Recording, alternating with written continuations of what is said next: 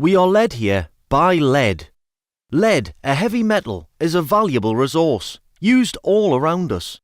It's used in batteries which power cars, carried water in pipes, covers cables.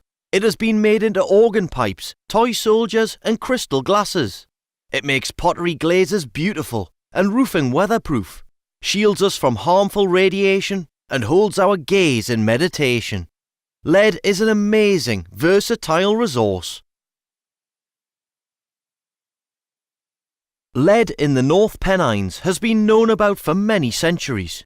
Early miners were some of the first geologists, digging and smelting ore long before mining companies arrived.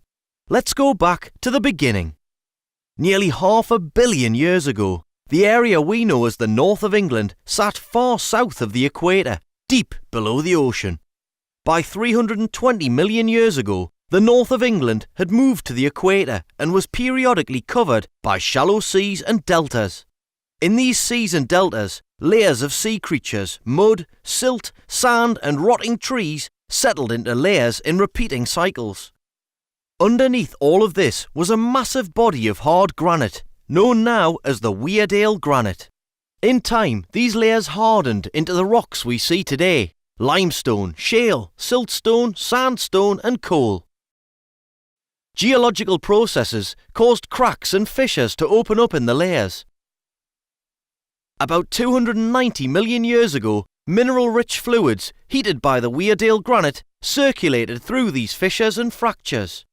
As the fluids cooled, the dissolved minerals crystallized within the cracks, forming mineral veins and deposits. This is where we get sparkly, colourful mineral crystals from, such as fluorite, galena, sphalerite, calcite, quartz and barite. Amongst these deposits is the mineral galena, the ore from which lead is extracted through smelting. And this is what our Killhope pioneers came in search of. Collecting tons of ore underground right here at Killhope, the miners hammered and blasted out lumps of rock to find their galena and make their fortune. But it was far from a rich way of life. Things were hard and very bleak for miners living up here on the North Pennine moors. Park Level Mine was opened at the head of Weardale in 1853. 5 years later, in 1858, a mine shop was built on the site next to the mine entrance to house miners who lived too far away from the mine to travel daily. There was also a stable here for the Dalesbred ponies and a blacksmith's forge, as well as the office of the mine agent. It was 1862 when the washing floor and bowsteds were built on site.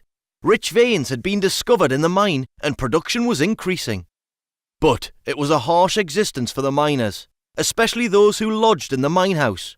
32 men and boys bunked in a tiny room sharing lice, rats and tuberculosis. The yearly pay system meant miners lived on money lent to them on a monthly basis to buy food, candles, gunpowder and tools. This had to be repaid at the end of the year. Every 6 months, a partnership of miners would strike a deal or bargain with the mine agent to dig out a particular area of rock for an agreed rate. Their total earnings depended on how much galena they could extract from this rock. And their boys were put to work too, hammering, hotching and buddling the galena in constant, freezing cold running water outside on the washing floor. Water was vital for sloshing around the freshly mined ore, as galena, being heaviest, always sank to the bottom, so it could then be separated out. Mechanisation came with the Armstrong wheel, the famous landmark of Killhope. Powered by this giant water wheel, the jigger and buddle houses came whirring to life. By the 1870s, the mine was one of the richest and most productive in the country. Life underground was very tough. Miners could travel miles into the mine.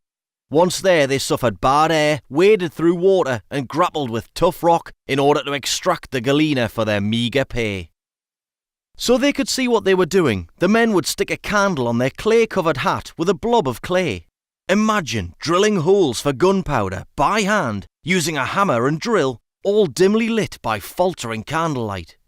They worked with their own tools and used ponies to help carry the load. A community grew up around them. People like blacksmiths, joiners and stonemasons who all contributed to day-to-day operations in the business of mining. And life wasn't all hard graft. There was more to Killhope than freezing cold, soaking wet, dark mining.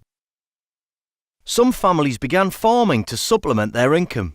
Agricultural shows were a big feature of the year, and people spent months beforehand working on their entries. There were sports like kites, made by the village smithy. Crafts like quilting, knitting, and making proddy mats, and lots of music. No village was without its own band. This was a resourceful, creative community, curious for knowledge. As you explore the museum, you will find the elaborate spar boxes the miners created. Perhaps these reflect a more delicate sensibility amongst them, and explain in part why they were drawn to the extraordinary business of exploring underground in this wild and remote place.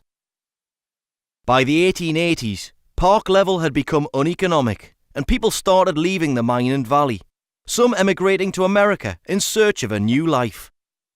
Although no longer down the mine today, many descendants from the early days at Killhope still work the land here, working in the quarries, rearing prize livestock, and helping preserve an area of outstanding natural beauty.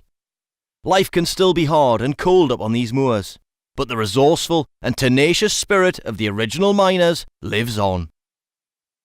So come and explore with us at Killhope, buddling your bouse after it's hotched and jigged. And if you're inspired by anything you've seen in this film, ask your guide to tell you more. Thank you, and we hope you enjoy your visit.